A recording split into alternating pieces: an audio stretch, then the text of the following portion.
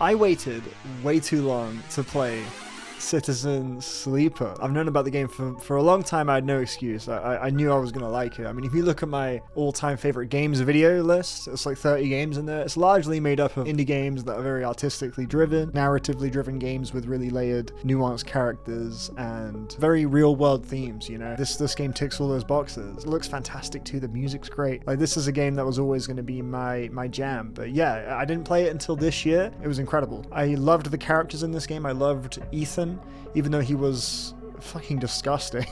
But you want to peek behind the curtains of every character in this game because they're all sort of stuck in this societal conundrum. It's a very politically driven game where every character you speak to in this game is either coping with this crumbling world, fighting against it, exploiting it, or abusing it. There's not really much room for in between. Anytime you meet a character that's a real breath of fresh air, like a real ray of sunshine, it's delightful. I was scanning through every block of text in Citizen Sleeper just to get a pure, full picture of every detail I could about the world I was in, and luckily every paragraph is so descriptive and so thoughtfully written. It's a game that truly does immerse you into a very addictive, a weirdly addictive gameplay loop. In fact, I wouldn't be shocked if some people have like played through this whole game in one sitting, despite it being about 8 to 10 hours long. I loved it. Every second of it, I was just entranced. The cybernetic, unstable soundtrack, it's weirdly calming. This game is absolutely suffocated by its interpersonal dramas and wider politics, and I love that you communicate with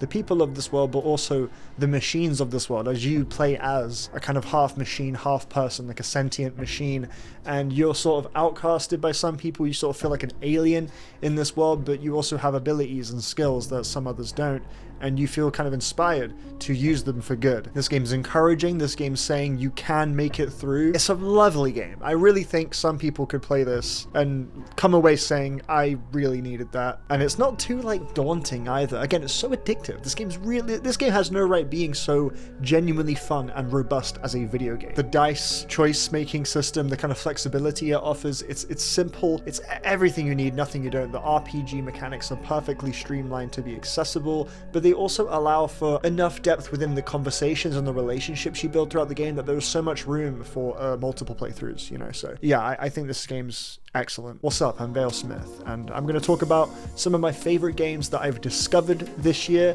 that came out in previous years, some games that I should have got around to much earlier, much sooner than I did. We're at the end of the year now, so we're going to be going over some lists, some reflective 2025 lists, and this year has been really exciting for gaming as far as the releases of this year, that is. You know, it's been a lot of really great stuff this year, but I've found time to play, you know, some stuff that's a bit older that I've been meaning to get around to, and I want to make sure I can champion those titles in some way on this channel, and I thought this video would be a good way to do that. So before we get to the best of 2025, which will be coming soon, yeah, let's talk about the best discoveries I made. And yeah, make sure you subscribe and comment below anything that maybe you discovered this year that you really liked. You can give the video a like, you know, all that sort of stuff that helps out the channel, all the stuff the algorithm really likes, but most importantly, you just have a wonderful time watching this video, you enjoy your day.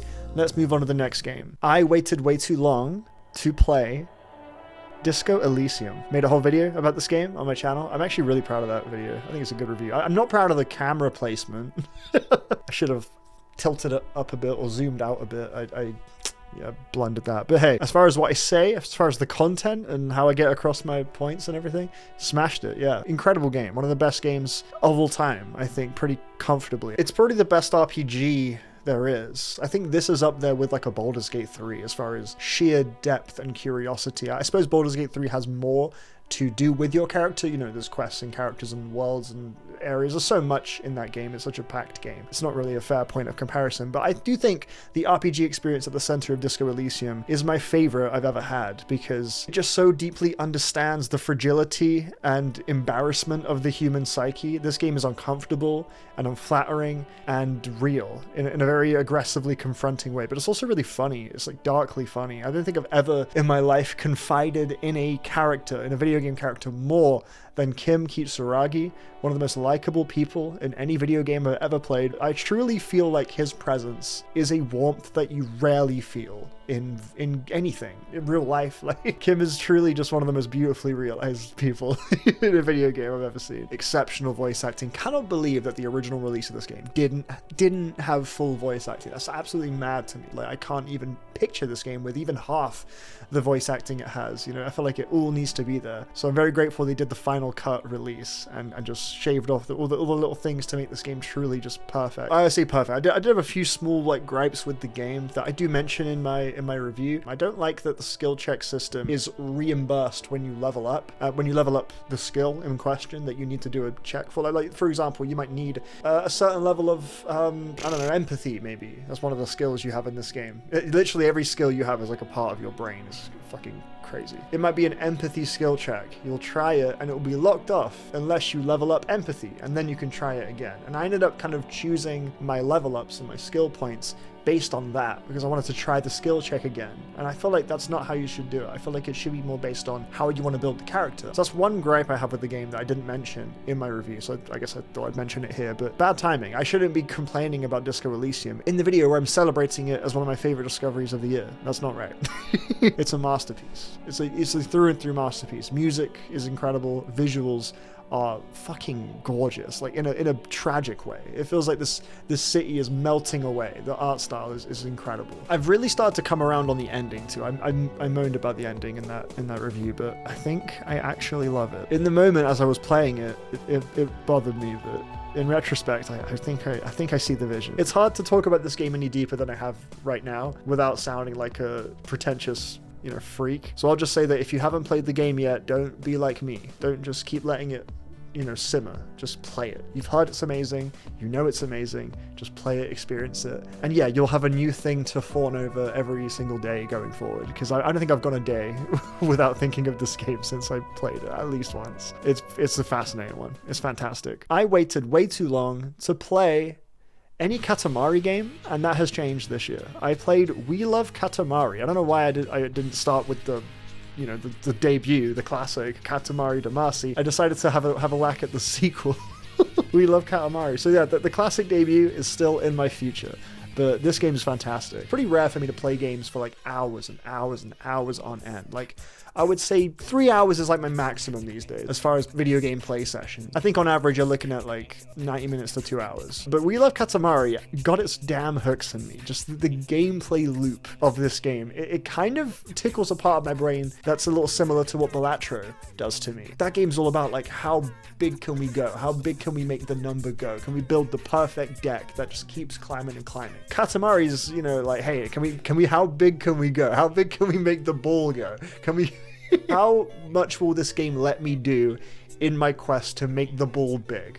That's kind of the question that is innately begged of you when you start playing this game. That sort of push and pull that games give you when it is about asking that question of how far will this take me.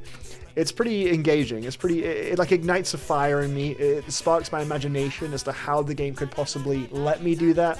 And this game never disappointed. At every single turn, this game was exciting, it was creative, it was hilarious, it was satirical, which was a big surprise. I'll come back to that later. But yeah, like, I was always just completely gobsmacked by the scenarios this game placed me in, because every mission in this game is like a request from some local person, villager, who just needs a hand with something. It could be somebody who's trying to lose weight, it could be someone who's lost their cat or something, I don't know. It's just a bunch of very weirdly normal and like kind of hilariously standard dilemmas that are then taken to this very not standard context, where you're rolling this massive ball to save their day, and eventually the ball will roll up buildings and planets, and it just spirals out. And I just think the kind of juxtaposition of this sort of weird satirical kind of capitalist message about like squashing our livelihoods into this one kind of quick solution, and it's like destroying things in the process, that sort of absurdist political framing is definitely a thing in this game. And then that would just be side by side by all of this craziness, and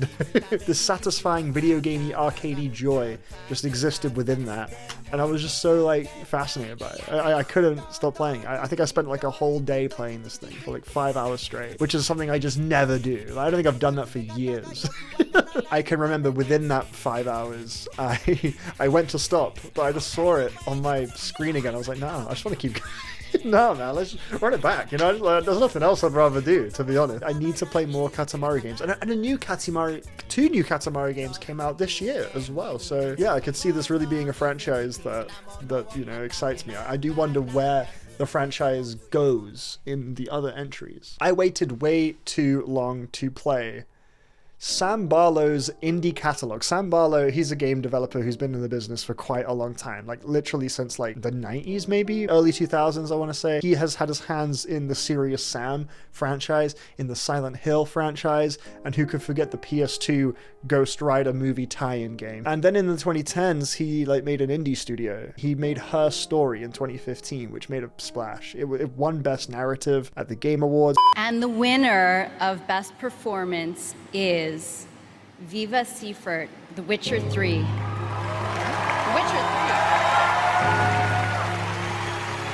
Sorry.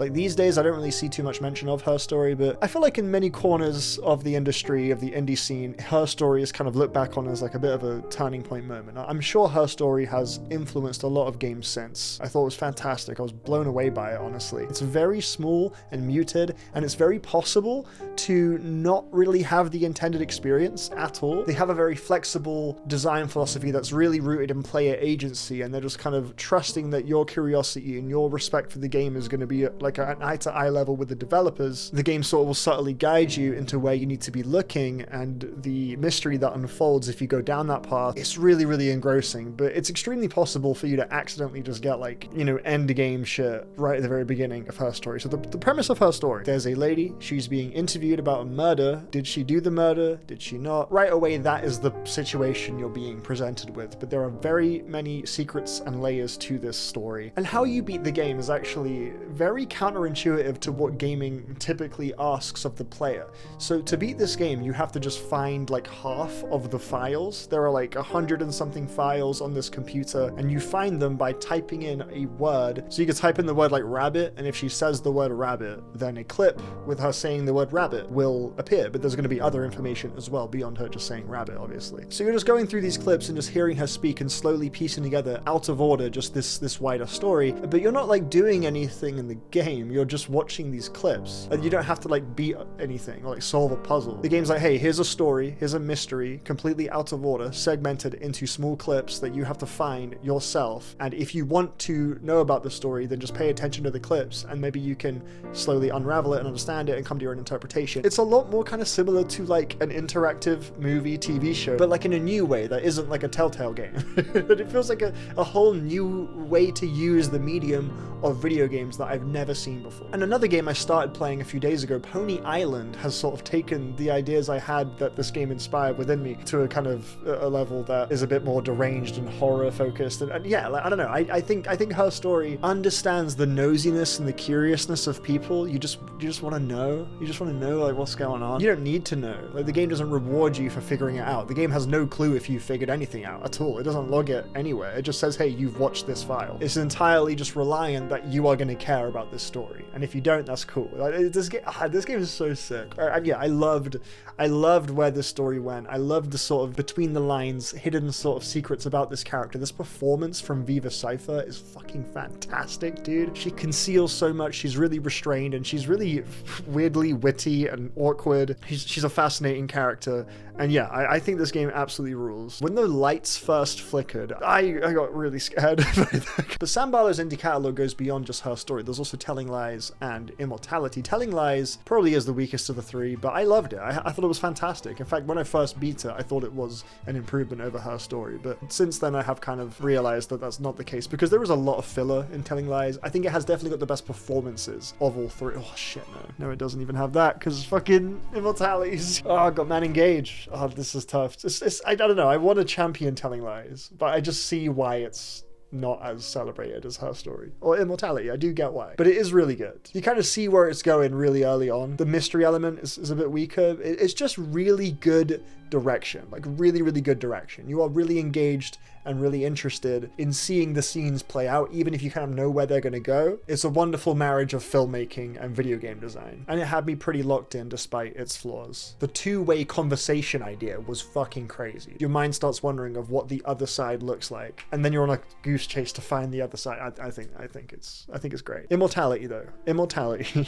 Oh my god. Okay, I'm so excited to talk about Immortality. This game is the fucking shit. Like, I knew at the very least this game was going to be worth my time, but I ended up thinking this game was one of the best ever. I think it's one of the best games of all time. It's probably a perfect 10. I have it scored at a 9 on my backlogged, but yeah, I think about it all the time. I think this game is a really harrowing depiction of how art can swallow a person in many different ways.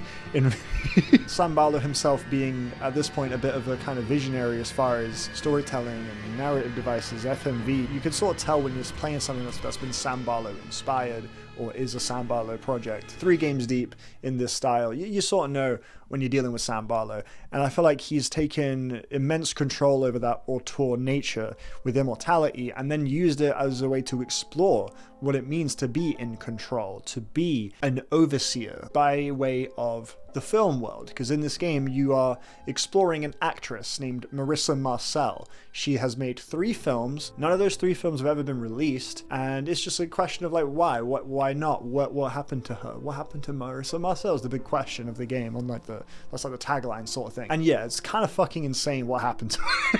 Not gonna lie, it's pretty nuts what happened to her. But there are many other mysteries beyond that. There are many other characters beyond that. First off, I need to applaud the game's presentation, cinematography, the acting, the different locations, the look of this game, the crispiness of the film. One thing Barlow is so good with is knowing what entices people. People can vibe check each other. You can read energies from people. You could tell watching a clip in Immortality when a character, when an actor, when the director is like thinking something but not saying it, and you just want to investigate that. And this game is a very smart way of allowing you to do that, whereas previously we'd be doing it on a computer in Telling Lies or Her Story. This game instead is film reels. You're snapping between different film reels. You'll be inspecting a shot. If you see Marissa Marcel, you can snap to her face and it will go to a new clip with her face in it, and that's how you can investigate the various different plot threads that are unfurling in this game. And there is a reveal in this game that you could, again, just like in Her Story, you could come across this reveal right at the beginning, theoretically. Like, it's very possible to just stumble into this, like, by mistake, and it would end up having no effect on you because you wouldn't know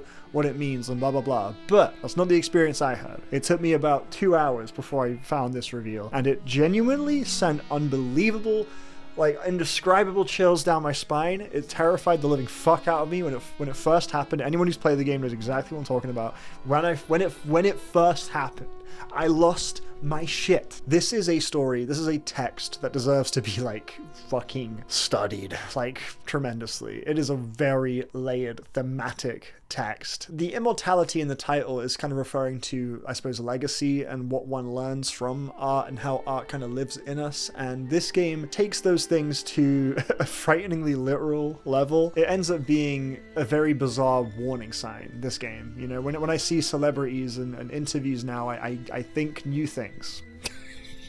Because of immortality. Play this game. Play this damn game. Just go in blind. I've tried to be vague here. You need to play this game as blind as possible. It's exceptional. Bring a notepad. Man Engage gives the best performance in any game ever. Oh, what about Nolan fucking North? Isn't it? Nah. What about Troy Baker? Nah. What about try me. Not Arthur Clarke, what's his name? Roger Clark. Roger Clark as Arthur Morgan is what I was trying to say. Nah, sorry. No. Still no. I'm sorry. Man Engage got it, bro. She's number one. If you disagree, you haven't played Immortality, clearly. I waited way too long to play the beginner's guide. I genuinely mean that as well. I really should have played this sooner. This game would have fucking meant a lot to me if I played this a few years ago. It's about being an artist. Loosely is that's the most simple way I can put it. It's about so much more than that. Specifically, it's about the purpose of art in people. It's about what art teaches us about a person. Pretty uncomfortably, that's what it's about. In this game, you play as, well, I guess I was going to say you play as Davy Reed. That's not really true. In this game, we see the Stanley Parable's Davy Reed. The game developer He recently made a game called Wonderstop, which I have yet to start playing. I do have it installed. He's a very candid developer. You look at the Stanley Parable, it's very meta-textual, you know, with its commentary about game design tropes and the use of the narrator and whatnot. Same sort of situation here with the beginner's guide, very meta, and so much so that he literally at the very beginning of the game, it's like a blank white screen, and you hear a narrator, and it's him saying, "Hi, I'm Davey Reedon, developer of the Stanley Parable." Like, he's right away just letting you know this is like a autobiographical kind of deal. It's like a very intimate, just you and him. He's narrating, speaking to whoever will receive him. In this case, it's you, the player. And what he does in this game is he takes you through a collection of files that he found on his mate's computer. Specifically, these files are games, unfinished games that his friend made. And this friend has stopped making games,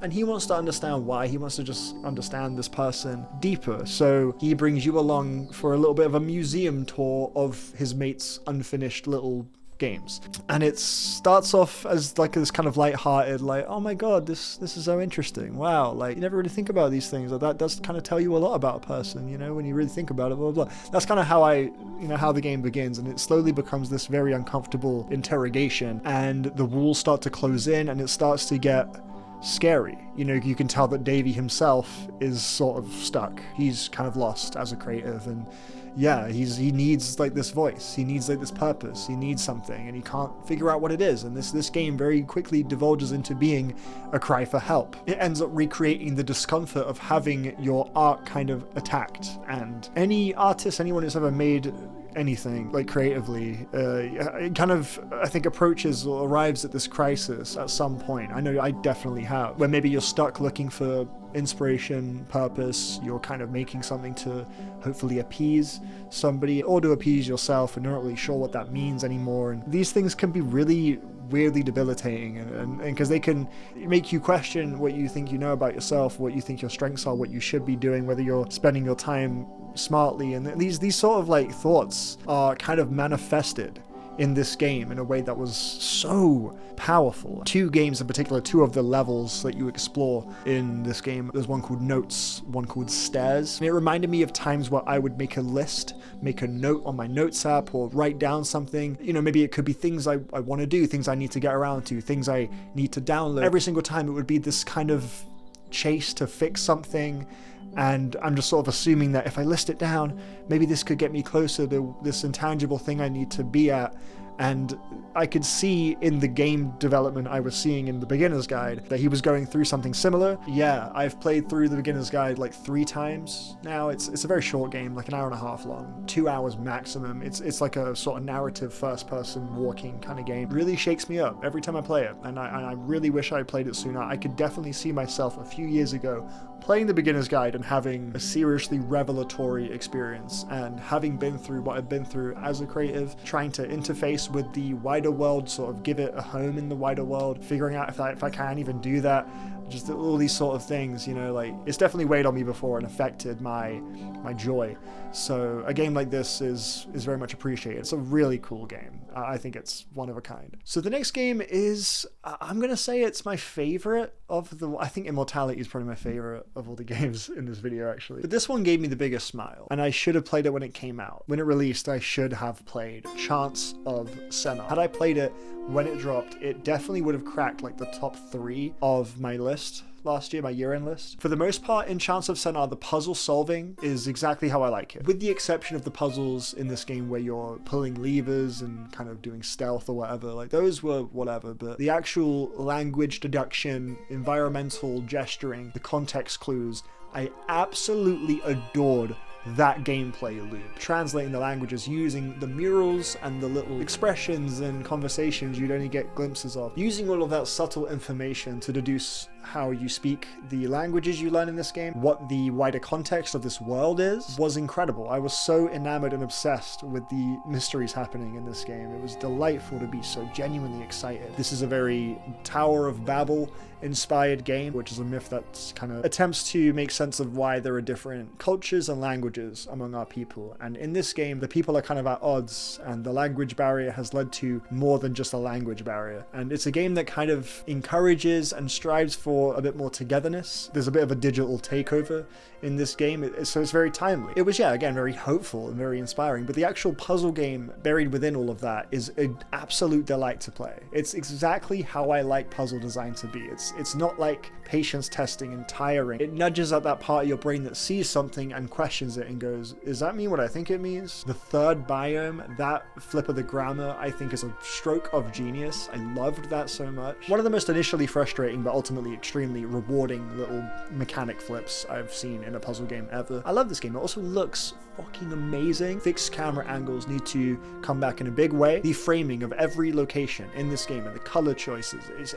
absolutely stunning. Rundisk, you guys are visually speaking, you guys are sexy with it. Those are the games of this year that I played that affected me in like a really big way. Games I would comfortably call like new all-time favorites. But there were other games I played this year too that I also kind of had a similar thinking of, oh damn, I should have got around to that sooner. Indica was a really special game. Came out last year and has one of the most bone-chilling endings I have ever seen. Love how this game played around with faith within the context of tried and true gameplay mechanics and tropes and audience expectation when we see things like leveling up and coins and platforming. We kind of have certain assumptions, and this game sort of knows that and uses that to twist what we think the game is into something else. And yeah, this game definitely gets under your skin. It's very confronting and definitely a case of a game exploring what the medium can do, and that's always exciting to me. Neon White, which I think was recently free on PS Plus, so if you have a PS Plus membership, I hope you grabbed this. Neon White is the best first-person parkour has ever been, if you can really call it that. It's more like first-person platforming. Instead of using your arms and legs, you've got cards that'll fly you around all over the place. Yeah, the traversal challenges, this is as good as it gets when it comes to first-person traversal challenges. It's the most mechanically satisfying thing I think I've played in a very long time. Few games just feel this damn good. The soundtrack, it deserves to be in the pantheon of all-time best OSTs. It's fucking gas. Before Your Eyes really surprised me. It's a game where you have to blink to control it. Literally, I'm not even kidding. It's a first-person narrative game where you're going through somebody's life from infancy to adulthood, and every time you blink, time jumps forward, meaning you have to literally hold your eyes open if you want to sort of stay in a nice moment. I liked how this game dealt with parenthood. The subtle things parents can do that really affect your view of yourself. Sometimes expectations of you can really affect your willingness to want to engage with not just your parents, but the world as a whole. And I thought this game touched on things like that and just how relationships, big and small, can all play a part into shaping who you are. This game just understood that really fundamentally and used the sort of blink mechanic to spotlight and really zoom into these individual small moments that on the surface might seem inconsequential, but to a kid, to a young person, to somebody growing up, everything just kind of molds you. And this game, yeah, it was just very tightly attuned to that part of the human experience. I'd love to play their new game, which I think just came out recently. Played the first Armored Core this year, which isn't like a huge classic or anything, I don't think, but I loved it. I thought it was really cool.